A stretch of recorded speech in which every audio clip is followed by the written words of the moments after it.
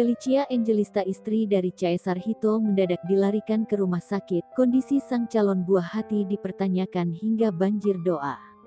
Hal itu terlihat dari salah satu postingan terbaru di akun media sosial milik Felicia.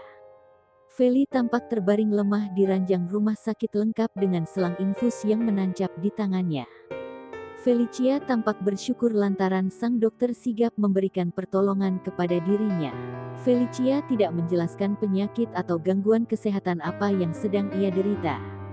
Meski begitu, Feli terlihat memberikan pesan positif yang mengisyaratkan kondisinya sudah mulai membaik. Feli mengungkapkan kondisi bayi perempuan yang ada dalam kandungannya baik-baik saja.